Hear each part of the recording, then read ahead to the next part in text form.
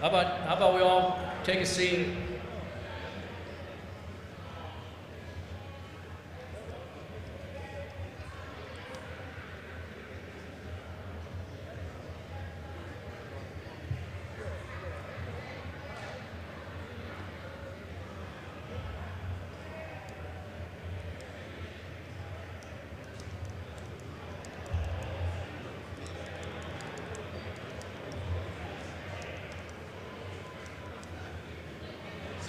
Hey, Charlie, you want to come on up?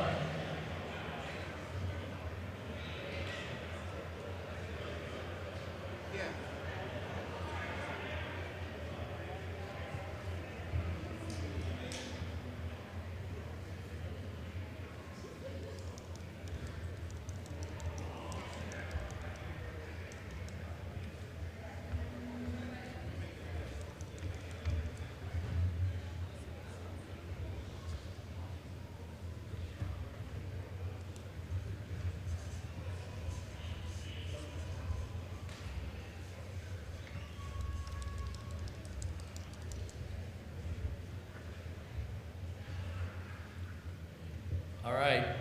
Good afternoon, everybody. It is a good afternoon, isn't it? Yes. Big time. Well, welcome to the first annual. It is an annual, so we'll be back next year. Maybe a little different, but we'll be back. But this is the first annual Black History Month celebration, and we are celebrating what's going on in this local.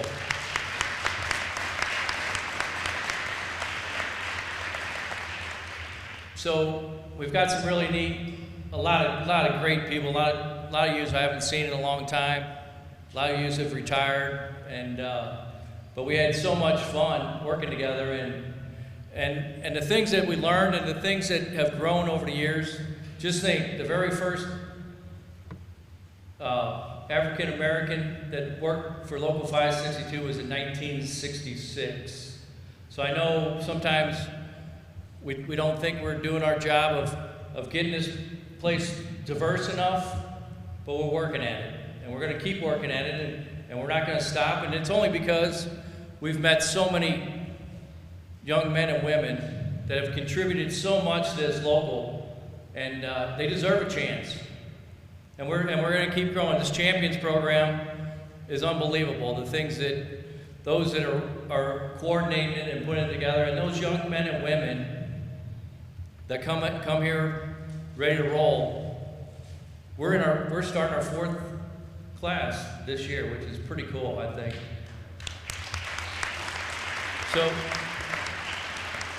But you know, we got to take history. History is the #1 thing that this local is all about. When we look back and we think about all the things that happened in 114, 15 years, all the advances we make, all the technology, all the things that change all the time. And we got to change, and we have changed. And this room shows you just where we're headed. 2023, I'd love to see what this room looks like in 2030. It's going to be completely different. Well, for one thing, I'm going to be retired, so that'll be a good thing.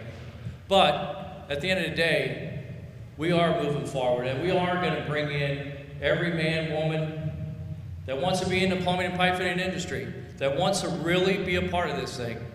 And being a part of it means you not only work hard, but you become family with the rest of this group. And I believe most of you in this room have become family, and are family, and will be family for a long time. And your kids and your grandkids are part of the family. So a lot of neat things that are going on here. This building's not too bad, is it? For those that haven't been here yet, this is the granddaddy of them all here. It's neat to see. And for those, just think what that training center looked like in 1966. Who knows? I know what it looked like in 1983. It was different. But this is what technology, this is what changed, and this is what all the good things that all you guys have done, spending your hard-earned money to get this for everybody. So today, we're here to celebrate. We're here to celebrate our men and women that were started in 1966. And I'm going to tell you this, when we look at Jackie Robinson's career, that first class that we had of nothing but black men, there weren't any women at that time. They were coming, and we were getting them ready, but the path that they led all of us into was unbelievable, because they certainly weren't treated the best opening day, but by the time they ended their career, they were a big part of what this growth and this change is doing in Local 562. And to be in retirement, think about all the men and women that have retired, have run through their career, and maybe have a son or a daughter involved in this now. It's pretty neat. So enough from me. I want to hear from some of the members in our community and a lot of members of ours. We're going to start with Shalonda Webb. She's the county councilwoman in District 4, which is right here. She's also the chair of St. Louis County Council, which understands she's actually got that thing under control, which is hard to believe, but no, she does a great job, and she is a big reason why we've done some changes, and she has some really good thinking, and she wants things done now, not 10 years from now, and we do too. So let's hear it for Shalonda Webb.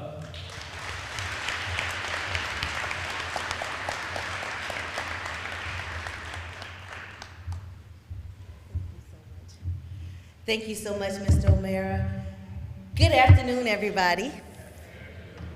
Come on, y'all gotta give me some energy. It's been a long day already. Good afternoon, everybody. Good afternoon.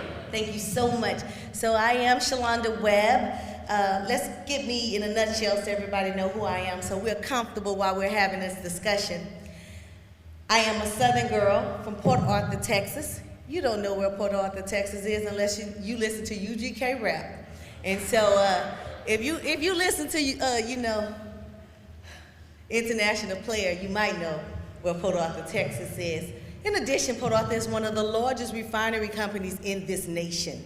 And so my father was a refinery and union member for 47 years. And my mother was a beautician, self-educated, raised two young ladies, we both went to college. And so this small town girl is a nerd. I am an engineer at the Boeing Company. I have been at the Boeing Company for 25 years. As a software engineer, in the last 7 years, I've been in workforce leadership for the engineering workforce at the Boeing Company for all of their defense products. And so when I was invited to participate in this event, I say this cut from what I'm cut from, because you have to be intentional about changing the workforce. And I want to congratulate the Plumbers and Pipefitters Union from Local 562 for being intentional, because this doesn't happen by happenstance. We have to be intentional about this. But back to me, as just so you know who I am, so as this nerd, I've only wanted to serve my community, not for title, definitely not for a paycheck, but to ensure that my community is not passively looked over, that my community is strategic in making sure it's positioned itself to be a part of the future and to ensure that our community thrives. And so that is why I'm so engaged with your local union, and I appreciate your leadership, because none of this happens, none of the transformational changes happen just by happenstance, but you have to have leadership that's with you. You have to have leadership that champions for you. So I commend Mr. O'Mara, I commend Mr. Tom, I commend Mr. Fred Searcy, who heads the Champion program, because without the leadership that doesn't just do checkbox, because we all tired of checkbox activities, but they're actually sincere about moving the needle, I'll partner with you all any day. And so with that, it is an honor and a privilege from a person that comes from an industry that was not diversified and is still making its strides as I work to diversify the engineering workforce at the Boeing Company. I understand what it means to be the only girl in the room, the only black girl in the room, and also being considered the secretary. And I say, my paycheck gonna give me the same zeros whether you want me to be the secretary and take notes, or if you want me to program some C+ for your mission computer on your F-18. as long as we get that common goal in the sky, making sure those F-18s fly. So your common goal that you set forth to do here with the pipe fitters is to make sure that everybody has an opportunity that's willing, that's accountable, that has a good work ethic to see and make sure that we have a positive change. And so I'm excited.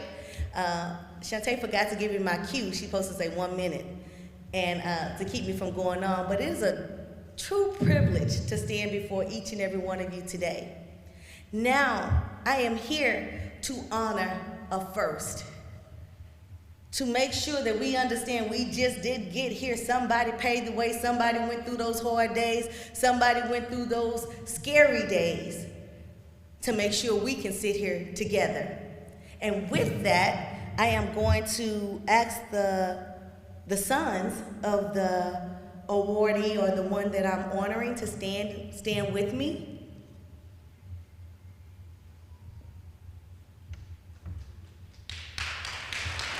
It's definitely, look at this legacy.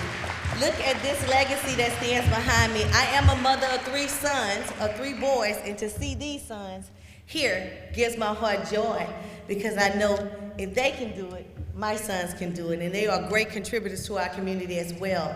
So as they stand patiently behind me and you all listen to me patiently, I am going to read the full resolution that we will honor Mr. Raul Holman Sr., because he paid his dues physically, mentally, emotionally, and financially to be a part of this union, and he deserves this tribute. Resolution, St. Louis County Council, introduced by Councilwoman Shalonda Webb, Rita Days, Kelly Dunaway, Dennis Hancock, Lisa Kalency, and Ernie Tracus. Whereas Raul Holman Sr., affectionately known as Ray, was born on December 27, 1935 in St. Louis, Missouri, to Albert and Aileen Holman, and was the eldest of 5 children. And whereas Ray attended St. Louis Public Schools and graduated from Sumner High School in 1954 before marrying the love of his life, Norma Jean, on September 23, 1956. And whereas Norma Jean and Ray were the loving and devoted parents of their 3 children, Raul Holman Jr., Kevin A. Holman, and Andre Holman. And whereas Ray worked in various capacities early in his life, and on February 14, 1966, Ray became one of the first African Americans to join the Pipefitters Union Local 562. And whereas Ray worked on many major jobs in St. Louis region, including the Ford plant, Anheuser-Busch, and the Edwards Jones Dome. And after 32 years of construction work, working as a journeyman pipe fitter and welder, Ray retired on February 14, 1998.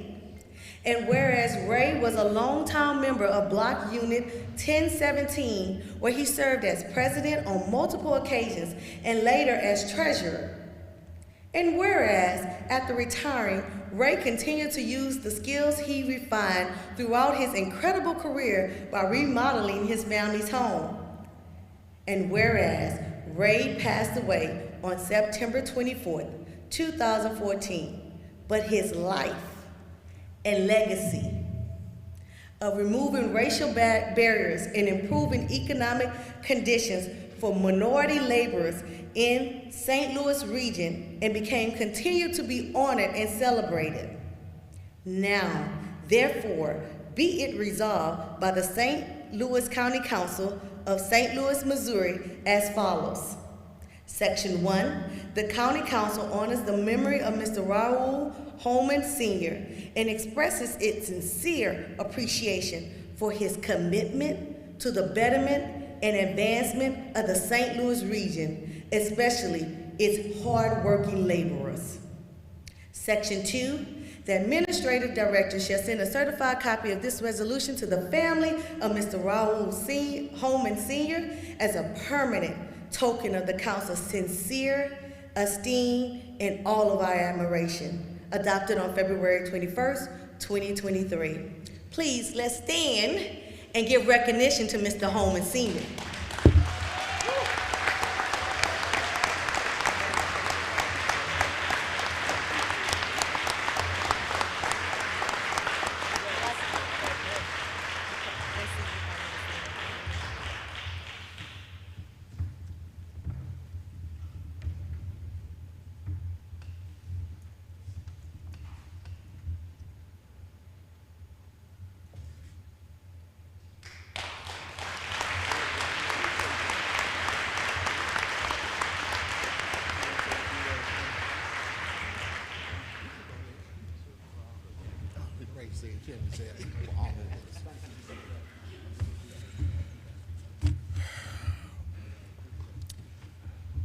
Wow. I didn't realize how emotional I was going to get just by hearing Councilwoman read that. But first of all, I'd like to thank each and every one of you all for being here today. I just thank God for this opportunity. Walking in here today, I see so many people who were friends of my dad, who worked with my dad, and it just meant a lot just to hear them say, man, your dad was something else. He was a trooper. But it's an honor to be before you today. I think about if my dad would have been here, how he would have been here just smiling from cheek to cheek. But he wasn't one to want a lot of praise. He just did what he always felt was right and what was necessary. But today, I'm just so thankful to see all of my family and all of his friends. If you all would, please give them a round of applause. These are the family and friends of my dad, Mr. Ray Holman Sr.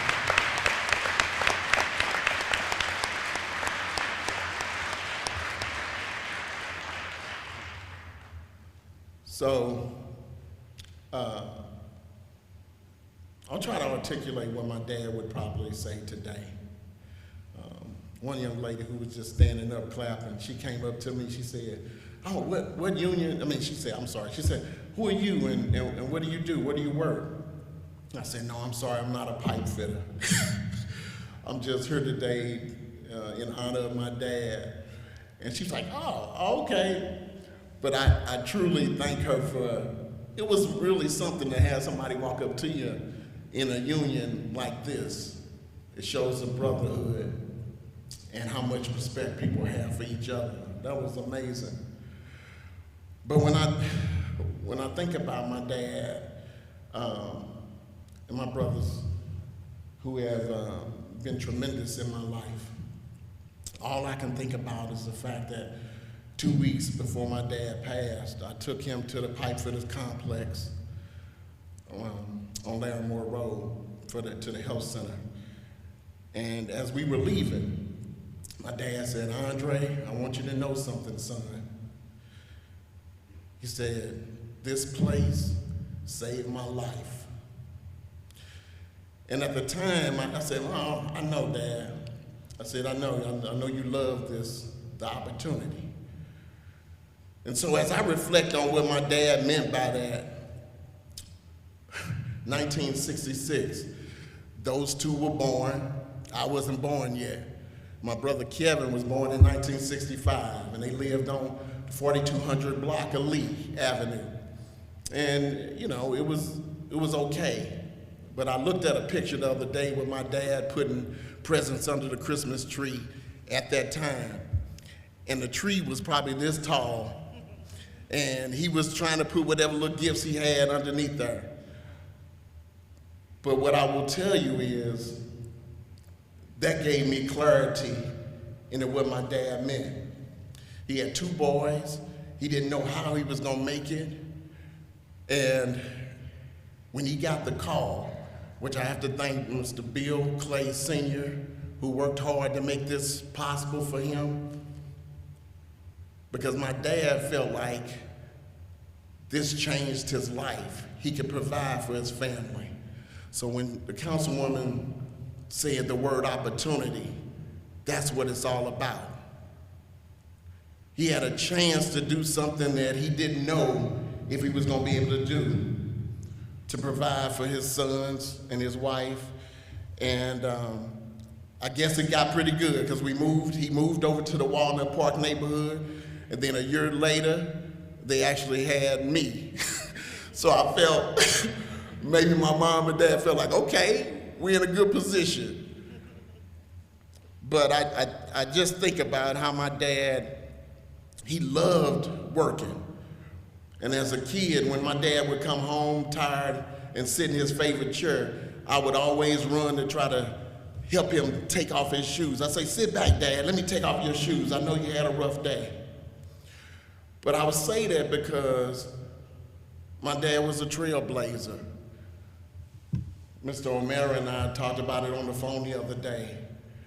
I know it wasn't easy for him because whenever you're the first or a group of the first, you're gonna catch all kind of hell. But it didn't make a difference. And that's one of the things that my dad taught us. No matter how difficult it gets, no matter how much pressure they put on you, stick to your guns. If it's what's in your heart and you really want to do it, do it. Don't let anybody stop you from achieving what you want to achieve. So to Mr. O'Mara, I have to say thank you, because when I reached out to him and I talked about this and having this type of ceremony, without hesitation, he said, Andre, I love it. And although I feel like, man, I wish my dad was here, it took a long time, 8 years after he passed, for us to have this type of recognition. But it makes me feel so proud to see all these pictures of African Americans doing work, working hard, showing how much they loved what they do. Because I can honestly say, I'm like, man, my dad was the one who stepped through that door. Even when it was tough, he kept grinding. And so I just look at Mr. Fletcher over here, good friend of my dad's. I just cannot tell you how much this union meant to him. And so as I look at my family and my four children and my wife, my dad always said, I want you all to be better than me, take this family further. And so I look at us today and how our kids and our grandkids are doing, and I know how proud he would be. But I just want everybody to realize that without that opportunity that somebody gave him, we wouldn't probably be here. We probably wouldn't be here. And that's why sometimes it frustrates me when people get upset about people getting opportunities. Because if you don't want somebody out here trying to rob you, you don't want somebody trying to steal your car, if you don't want somebody out there looking to take advantage of you, sometimes you gotta give people opportunities so that they don't go down the wrong path.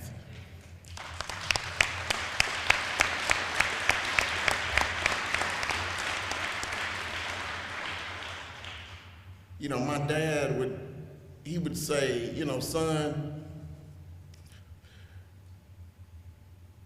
God gave you a talent. You gotta utilize it.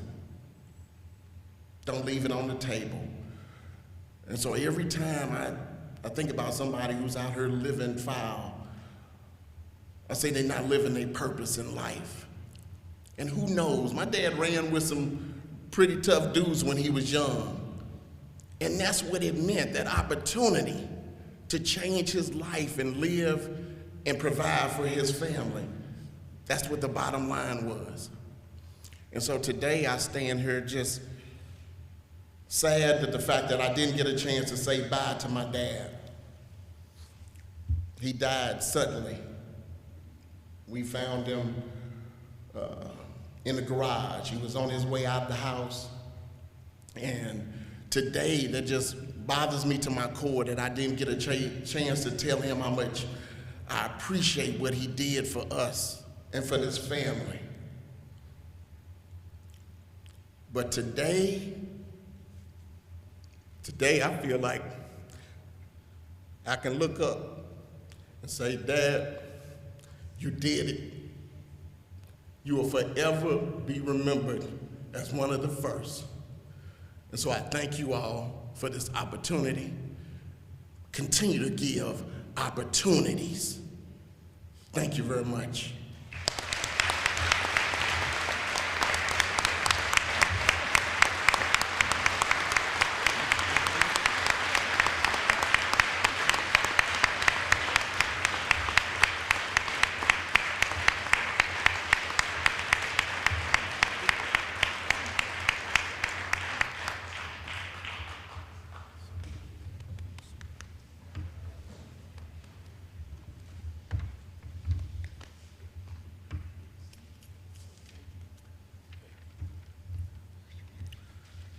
Andre, good stuff, real good stuff. Your father's super proud of you and the rest of your gang and your family. He left his notes up here, so now I got something really good to talk about. So let's keep rolling, and you know what? Ray Holman was a pioneer for this industry. So how cool is that? We go to work every day. The only way we can go to work is to have good contractors. Contractors to hire our members. And so we have one here today that he's really coming into this industry with his eyes wide open and wants to really make a difference. And having a smaller company isn't that simple. And but he's really fought through a lot of stuff. But he's here today to just kind of let us know what it's like to be a contractor here in St. Louis. So let's welcome Lou Brock.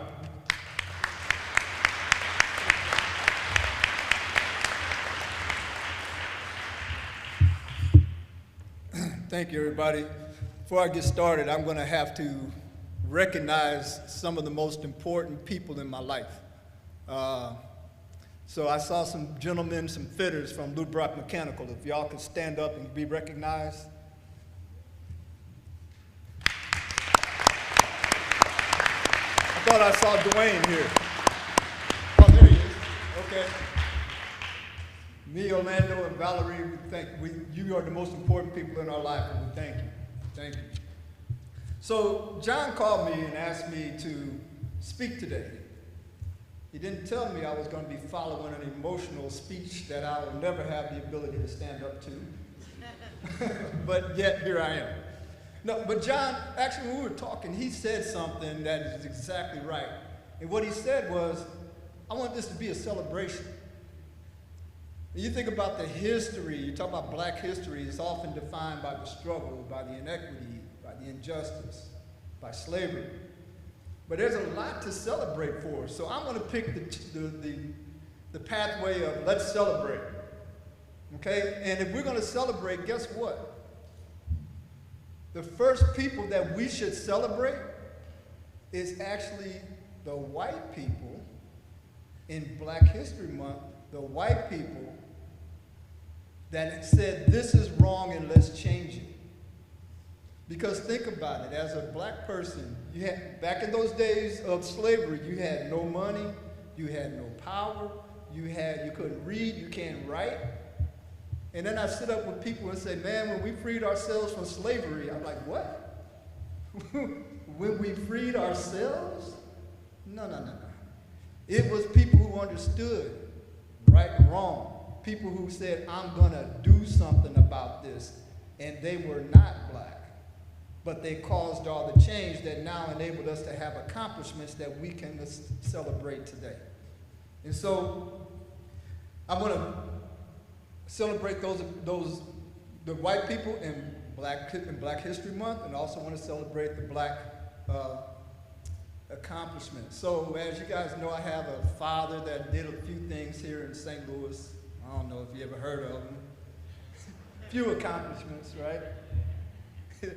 So I'm gonna tell you guys a story because by being his son and being a pioneer, a group of pioneers like you were talking about, right? I've seen a lot and I learned a lot. And I talked to people who, like, I'm gonna throw a name out, like Muhammad Ali. I've got a chance to sit down one-on-one with him and talk. People like that throughout my whole life, and I learned a lot. And I'm gonna share something with you guys today. When my dad was being inducted into the Hall of Fame, all the Hall of Famers and their wives are invited as well, right? And so I was walking through the banquet hall. There was nobody in there to eat. It was just some people, some ladies sitting in there talking. It was Jackie Robinson's wife, Bert Campaneris' wife, all these pioneers in baseball that crossed the color barrier in baseball, and their wives were sitting at the table. I don't know where I was going. I was walking through, and they knew who I was because it was my dad's induction, and they said, "Hey, Lou Jr., tell your mom I said hi." I said, "Okay." And, you know, at that time, my dad was married to his second wife, and it wasn't my mother. But I just said okay, because I wasn't going to say, well, you know, the lady that's here with my dad is not my mom. It's nobody's business. And they said, no, wait a minute. We ain't talking about his wife now. We talking about your mama. We want you to tell your mama we said hi. She's the one that went through the struggle. So they saw and said, "You don't know what happened, do you? Sit down." Now let me tell you something about the wives. If you talk to the men, the husbands, about what was going on, they would just say, "Oh, you know, I deal with it, I went on, you persevered." But you talk to the women, they don't forget nothing, bro.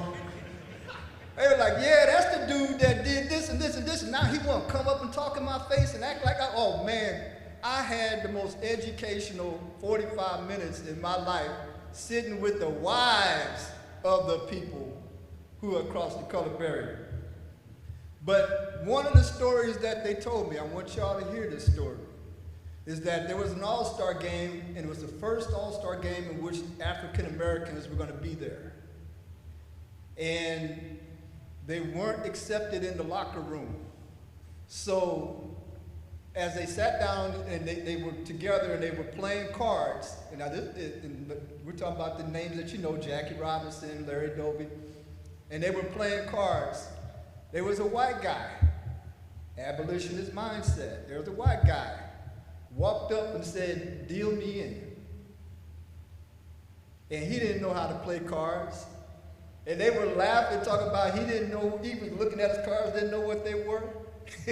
But he was playing with them, and what he was showing the locker room is, "I accept these guys." That guy's name was Stan Musial, right here in St. Louis.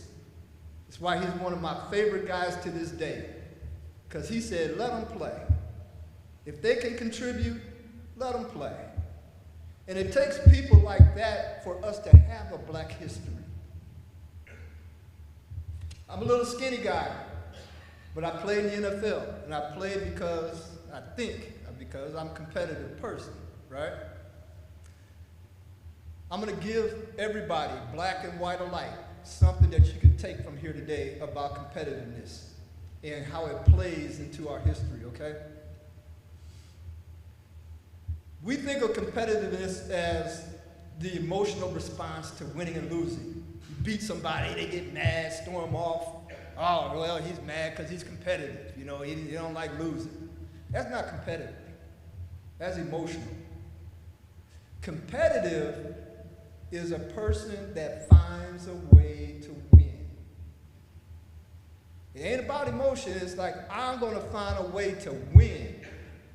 And I'm going to tell you something that I learned with all these, me playing in the NFL and being around baseball all my life, pro baseball. Winners don't focus on the negative. That's why I love what John O'Meara said when he called me. I ain't seen any of them Hall of Famers that focused on the negative. When you want to win, when you're competitive, you're going to find a way to win. So when I played in the NFL, I'm going to equate, it's a metaphor of how life is, because there's penalties that happen, right? There's penalties that you get held, but then there's the dirty stuff that go on too. You know, diving at guys' knees, gouging in their eyes, spitting on you, calling you all kinds of stuff on the field. So if a guy does that and the ref doesn't throw a flag, am I going to sit up and complain about it? Oh man, he fouled me. He dove at my knee. He did that. Am I going to do that? And by the way, is the ref going to change his call? Oh yeah, man, you're right. Let me get my flag and throw that out. That ain't going to happen, right? The thing that you're going to do, if you're going to win that football game, you're going to have to find a way to win even though they ain't playing fair. And that's what's going to hurt them in the end, is when you stand up and you won that game, even though people were diving at your knees, even though people were holding you, even though people were causing penalties and doing stuff. That's a lesson for black, white, Mexican, brown, yellow, I don't care, is that don't complain about the penalties. Everybody has the penalties. Now there's some grievous, or what we call egregious penalties, right? And you see guys on TV when they'll jump up and they'll point. You did this. But when they go back to the huddle, it's ready time for the next play, because the next play is what's going to propel you to success. So you point it out, you tell your coach, but you can't stand there and argue about it and say, well, I ain't going to play because I ain't playing fair. I guarantee you that is not what y'all's father did. I guarantee you, else they wouldn't have been standing here getting his award today. And that doesn't matter if you're black and it's something about racism or unacceptance or not being included, or if you're white and I guarantee you, I talk to every white person in this room and they'll tell me about something unfair that happened. And unfairness happens to everybody. How do you deal with it? Let's let Black History Month show how to deal with it by celebrating the things that happened in the past with all of us and where we've come to this day. I just want to end it with one last thing, and I'm always going to give a shout out to my Lord Jesus Christ. So I'm going to end it with this story that's going to end with him. There was a very wise man. When I first got with Orlando and we started this mechanical company, there was a wise man that I was talking to. His company is right down the street here. He's not with us anymore, but and you guys guess I know I'm talking about Mr. Gerald. And he asked me a question one day. He said, what scares you? And I thought about it, and I said, Mr. Gerald, you know, I don't know that anything scares me, because the Lord says, fear only God. But there's a lot of things that I have a healthy respect for. I just don't want to call it a fear. And he said, you know, that's a good answer. And when he told me that was a good answer, I was like, oh yeah, I gave him an answer that he hadn't heard before. I was feeling all proud. But I can tell you something, in the last 4 or 5 years in this country, I'm beginning to get scared about something. I'm getting scared that this human condition, we don't have a racism problem, we don't have a political problem, we have a human problem. And there's a disease, and that disease is called hate. It's hate. It's just like COVID, man. If you spend your time around it, you're going to catch it. You can have it and not even know it. It's just like, hate is just like COVID. And it scares me how it's growing as an epidemic in these last 4 or 5 years. It's starting to scare me. I shouldn't say I'm scared of it now. It's starting. But there's people like us that are here right now that we can be the medicine for that. So thank you, and go out and be the medicine, all right?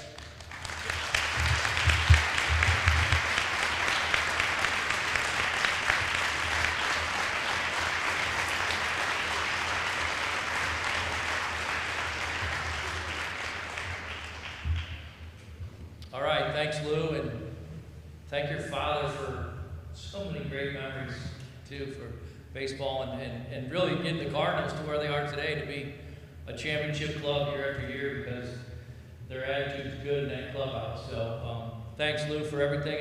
And if you ever want to get your spirits back up, just call Lou and have a 15, 20-minute meeting.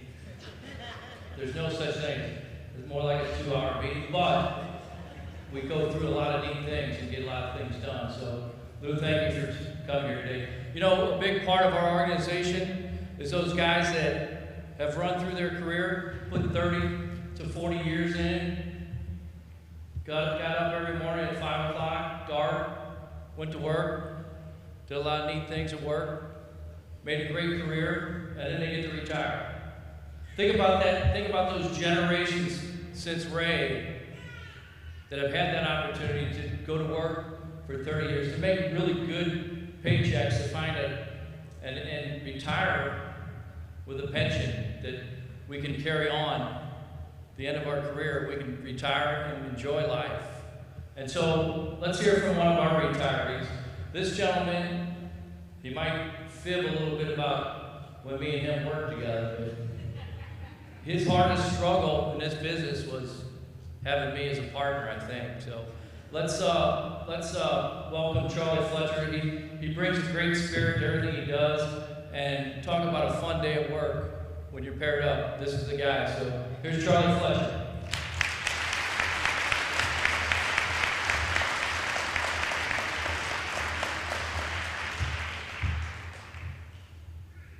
Good afternoon, everyone.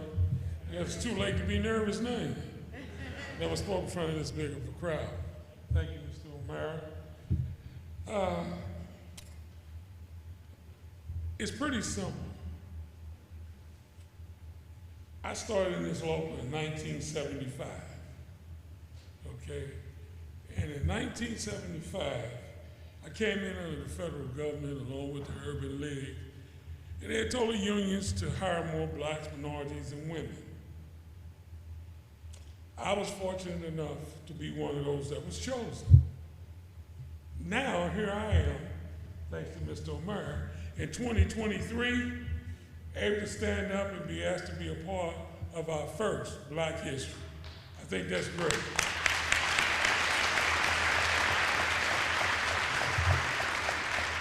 Now, I'm looking at the guys out there that we all started in 75. Some of them call me Charlie, some of them call me Big Charlie.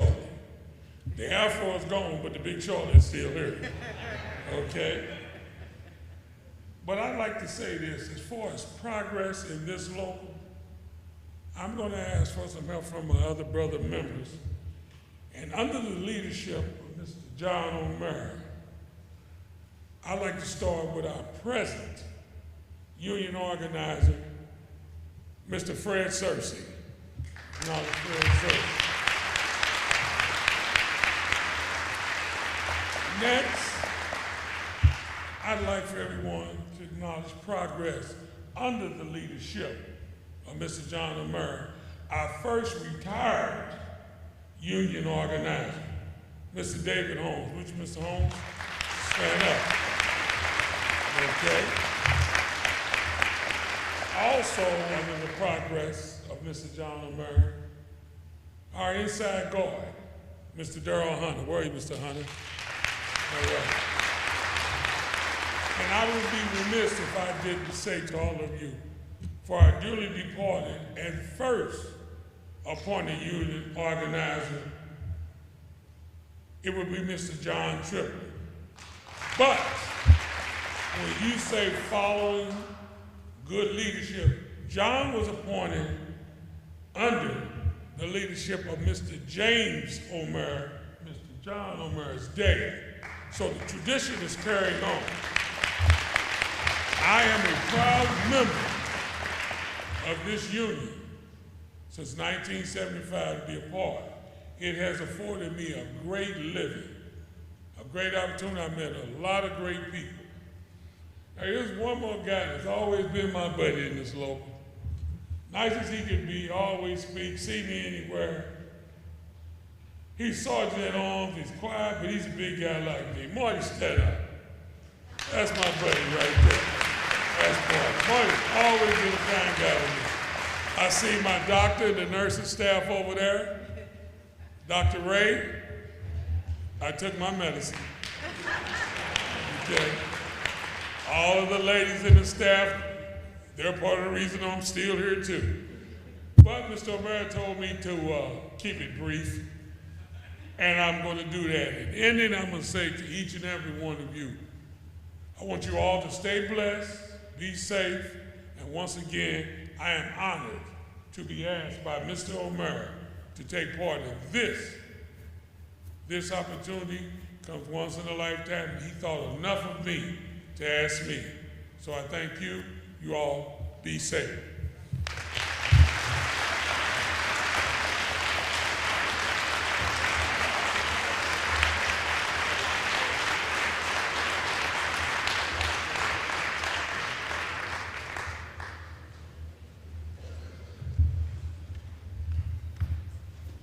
Charlie, I escaped one there. Didn't take any abuse at all. Good job. All right, so you know, we have three retirees. We got journeymen and journeywomen, and I think we need to hear from one of them. And you know, along the way, I've got to meet this young lady years ago, working at Chrysler with Freddie Kramer, and that was the last job I was on before I became a business agent. So I guess she did a pretty damn good job of getting me ready to go for the union office. So, but she's done a lot for the women in this local, for the local itself. And I think it's neat, the path that we're on, the way the women have taken a different path in the last 10 years. And I think Lou said it best, don't complain about what we got. Let's celebrate what we got, and let's work hard to do it, and let's get that gang together and have those women energized in our local, and she's one that does it real well. So let's hear from Yolanda Taylor. Yolanda?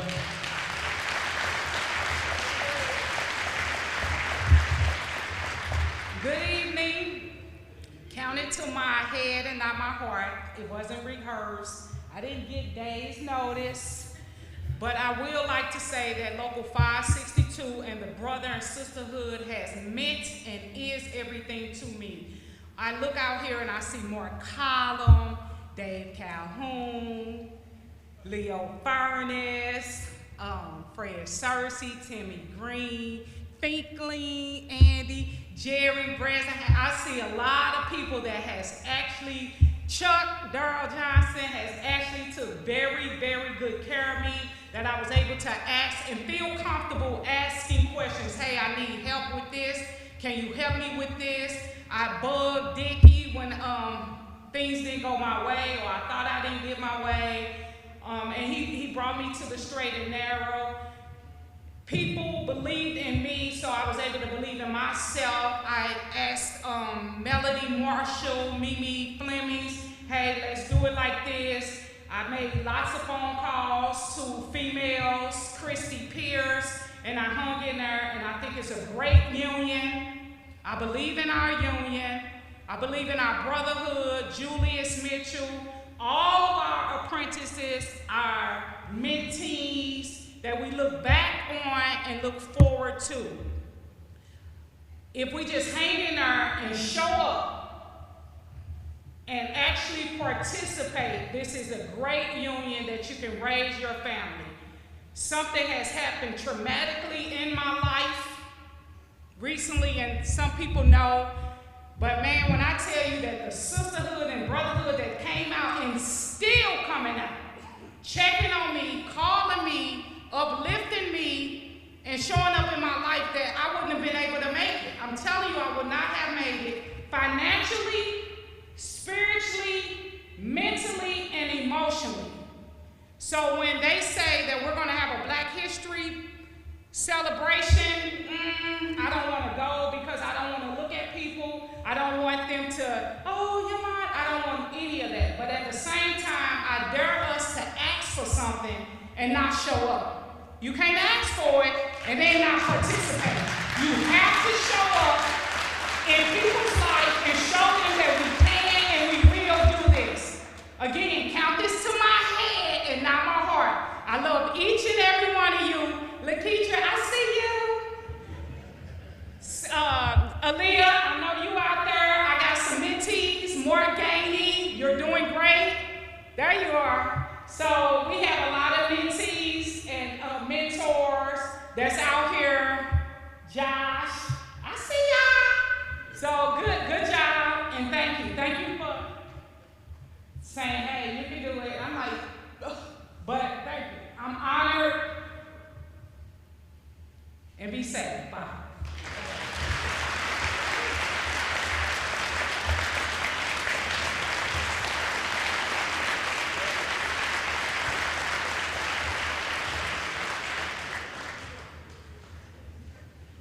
Good stuff, Yolanda. Nice spirited talk, and I know that's certainly from your heart, and proud to have you part of this organization. Well, we've got a gentleman back here that just got started with our local in the last couple of years, and it's kind of rude to have the newest member have to sit back here and listen to all these as he's nervous to come up.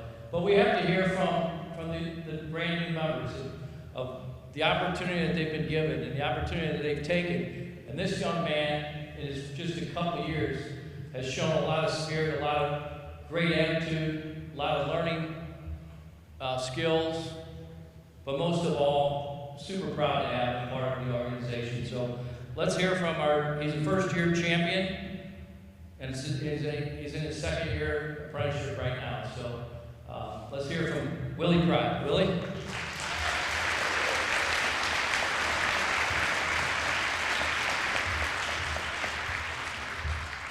Thank you, Mr. O'Meara. As he has previously said, I am Willie Pride. Give a little bit about my history. I'm originally born and raised in Cincinnati, Ohio.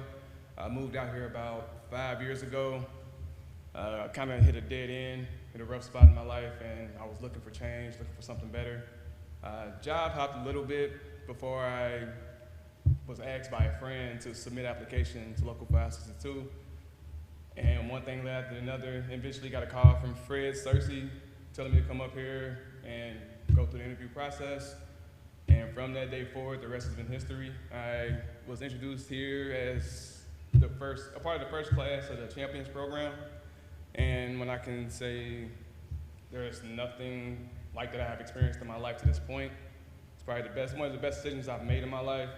The lessons I've learned, the people I've met, the history of the local, from not just the black side, also the Caucasian side, and is invaluable to me. The people I've made, friends I've made here have taught me a lot, good, bad, and indifferent. I take it all with a smile, and I learn from everything that's been presented to me. If anything, they told me the opportunity was there, and take advantage of it as much as possible. If you can't tell, I'm a little nervous here. But fast forward, I'm here now, and I'm getting to speak at the first Black History ceremony as one of the first members of the first class of champions, kind of continuing the path that was already laid for us by those prior. I've been told history by greats out there, people that have been pioneers, and the biggest thing they want from us is to continue this going forward, is to keep the familyhood that we have here and progress it on to our offspring and their offspring to make sure we stay as tightly knit as we were before, but also want to better. Again, I am blessed by all means to be here, and I cannot express the amount of gratitude I have just for being a part of 562. And I'm looking forward to see what else there is to offer, as well as the success of my fellow brothers and sisters of the local. I'm short and sweet to the point type of guy. So that's really all I got. Thank you again for having me. You guys have a good day.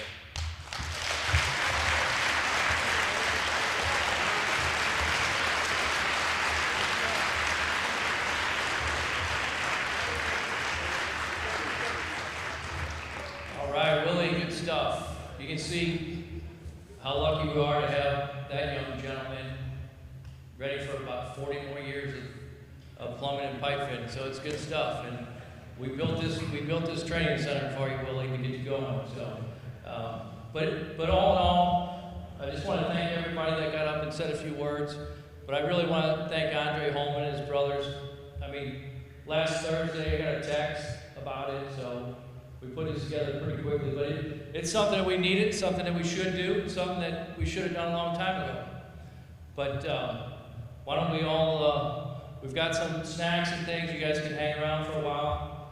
But I just want to congratulate each and every young man and woman, everybody in our local for coming today. It is a celebration. It's cool to see it, and we're in a really good path. We're just gonna grow and grow our minority and women participation in this local for a long time. I want to thank John Stifler and Pat White, head of the building trades, John Stifler and Pat White with the AFL-CIO. This is what they push every day of their life, that we grow our organizations in the way we should, the way our communities look. Use each and every community, whether we're in Camden County or we're in St. Louis City. We need each and every member from those areas that want to do this stuff to be part of these locals. So thank you guys for coming today. But thanks to everybody for coming. Andre, once again, what a cool thing you got started, and it's just going to get better and better each year. So let's celebrate. It's Friday during Lent, so we don't have any meat, we don't have any fish, we don't have any beer. What kind of celebration are we having here? So, but anyways, for all you that came and the families and then happy Black History Month. Let's go celebrate. Thank you. We got one more thing I forgot. We do have a raffle, so I'm gonna name some names and you can all come on up.